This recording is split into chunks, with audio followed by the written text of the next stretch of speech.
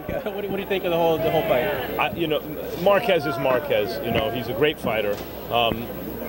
He didn't shy away from the fight. You know, first 6 rounds he was having his way, and he knocks Alvarado down. And when Alvarado knocks him down, Marquez was right there in the mix with a big, strong guy who then hurt him again, I thought, a couple times. Hurt Marquez again a couple times. And when Marquez says, hey, this is a gift to the forum and the fans and all that, usually talk like that after the fight is from a guy who had to fight that way because he had no choice. Yeah. And then afterwards he goes back and tries to say as though he's... But in Marquez's case, I believed him. I really think that that's why he fought that kind of fight when the going got rough.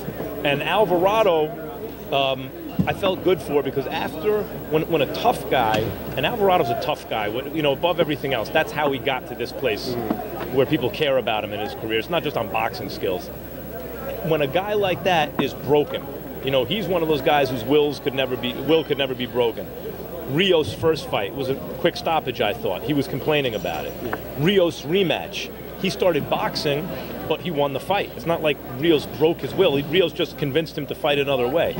But Provodnikov, they asked him, do you want to keep fighting? And he said no. When a guy like Alvarado gets broken like that, the question is, will he ever be the same?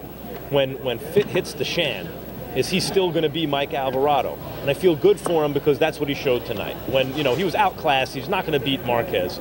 But when the going got rough and he was getting his bell rung with shots, he would come back at, that was a matter of fact when he had his best moments, when he would get hit with a hard shot, he would show that Mike Alvarado that we've seen in the past.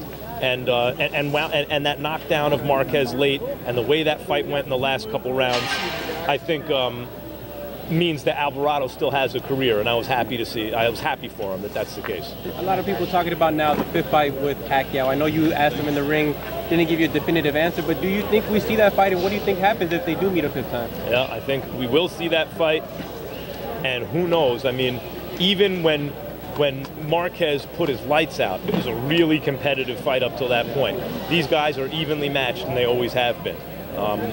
And I think usually, you know, in the past, the first 3 fights at least, can Marquez overcome the early rounds onslaught, where Pacquiao knocks him down a bunch of times? And if Marquez can, which he always has, he winds up outboxing Pacquiao the rest of the way. And the question is, by how much? I do think that if you look at the way those fights have gone, my scorecard, I had Marquez by 3 points in their first fight. I had Marquez by a point in their second fight.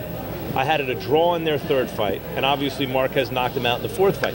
But the judges basically had it the same way. Not that they had Marquez winning the first 2, but first it's Pacquiao. Then it gets you know, excuse me, first it's the first one was a draw. Yeah. And then it's Pacquiao on a split.